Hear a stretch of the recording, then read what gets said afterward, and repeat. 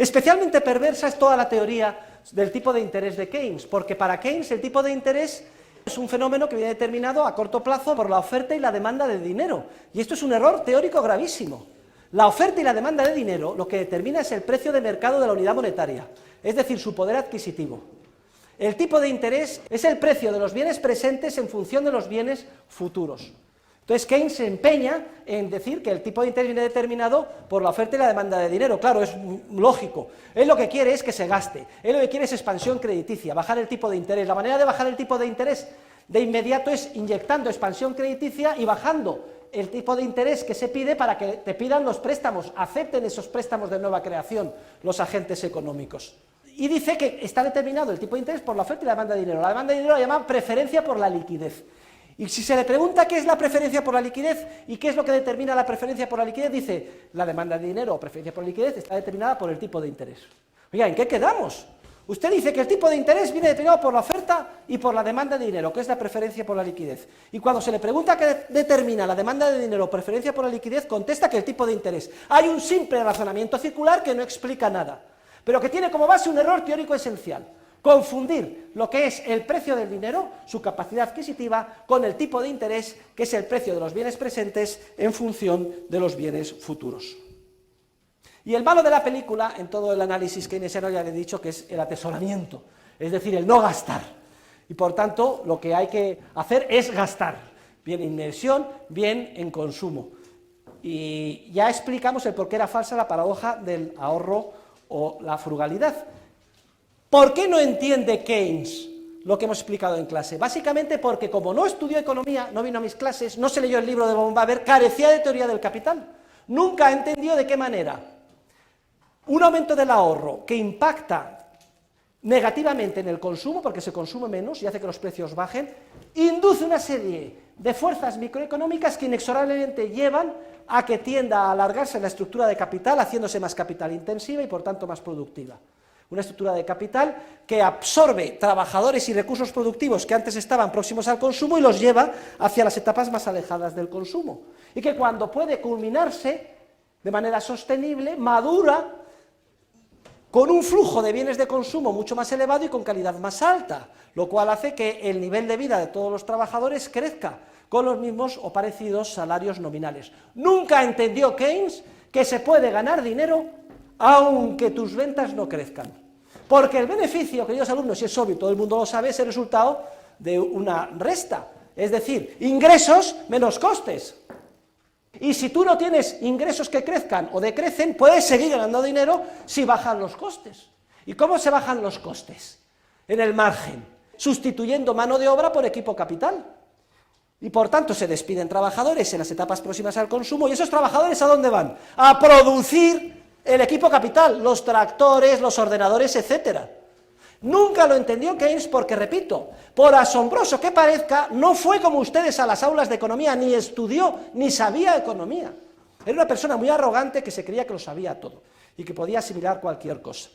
Y lo más grave de Keynes es que al final toda su teoría se reducía a una cosa: a engañar a los trabajadores reduciéndole los salarios reales haciendo inflación. Ya saben que la causa inmediata del paro es que los salarios son demasiado altos y los mercados laborales rígidos, aunque la causa mediata o indirecta es la expansión crediticia, que lleva a los trabajadores a contratarse allí donde no deben de estar. Cuando el mercado lo descubre, es preciso que se efectúen trasvases masivos de factores de producción de unos lugares donde no deben de estar, que no son líneas económicas viables, hacia otros. En esa fase estamos ahora, en eso es la recesión. Si el mercado laboral es muy flexible, se hace rápidamente; si es rígido, se mantiene un alto volumen de desempleo durante un periodo de tiempo muy prolongado, lo que está pasando en España. Y una manera de solucionar ese problema es engañando a los trabajadores. Lo que se hacía en España cuando no estábamos en el euro, con la peseta, ¿qué es lo que se hacía? ¿Qué es lo que se hizo en la crisis anterior con Solchaga? Se devaluó la peseta 3 veces. De la noche al día se les expropió a los españoles el 20% de todo, su riqueza y su renta, y al día siguiente la gente sería tan contenta pensando que no había pasado nada. Hay una inflación del 20%, los tipos de interés a 15%, bueno, un caos. Ahora con el euro, que es una especie de proxy muy imperfecto del patrón oro, no lo podemos hacer y por tanto sentimos, y es una fortuna con toda su virulencia, los resultados nefastos de las alegrías anteriores. Tenemos el toro enfrente y no hay más remedio que cogerlo por los cuernos y asumir la disciplina que supone la reestructuración y las reformas estructurales necesarias, la reforma en el mercado laboral, la austeridad del sector público, etcétera. Los políticos por primera vez están desnudos ante los ciudadanos e impotentes, no pueden hacer nada, no pueden manipular con políticas keynesianas engañando a los ciudadanos, porque al final la política de Keynes ¿en qué consiste? En inyectar dinero por vía de gasto público, políticas fiscales y monetarias, de manera que al devaluarse el poder adquisitivo de la unidad monetaria, se produce un efecto de ilusión monetaria, se reducen los salarios reales de los trabajadores y se absorbe el paro porque se baja el nivel de vida de los trabajadores, pero no por la vía de que estos tengan que asumir una reforma de liberalización laboral o bajadas en sus salarios nominales, sino por la vía de que ven que los precios de lo que compran crecen mucho más rápidamente que los aumentos de sus salarios.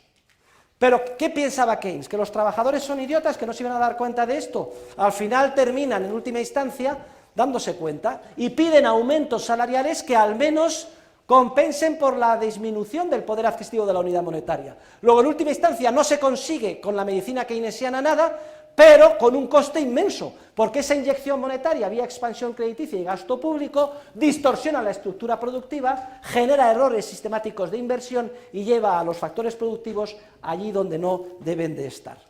La tan cacareada teoría general de Keynes nunca fue una teoría general.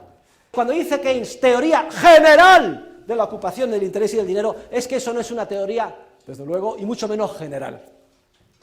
Eso es un truco para engañar a los trabajadores en un momento histórico concreto donde a la desesperada, tipo en Grecia ahora todo el mundo manifestándose, se considere que no se puede hacer ninguna reforma estructural y la única manera de evitar que haya una revolución es devaluando la unidad monetaria, que los precios suban y expropiando a los trabajadores su renta sin que se den cuenta. Es decir, en todo caso una teoría particular solo aplicaba en las circunstancias más profundas de una recesión económica. Pero ojo, sin base científica y al coste tremendo de que esa inyección monetaria no produce efectos tipo agregado como los recogidos en la ecuación de intercambio, de que el nivel general de precios sube, sino que el dinero no se repartirá nunca de manera por igual a todos los ciudadanos, tipo helicóptero monetario, sino que uno lo reciben antes, otro lo reciben después, se distorsiona la estructura productiva, se generan malas inversiones y se hace que el problema sea mucho más grave, porque todos los recursos que se han invertido mal habrán conseguido a corto plazo trabajo, pero es un trabajo no sostenible, inmediatamente están en una situación de desequilibrio, se descubre que no son viables esas líneas y hay que volver a llevar a los trabajadores hacia otro lugar. Es peor el remedio que la enfermedad.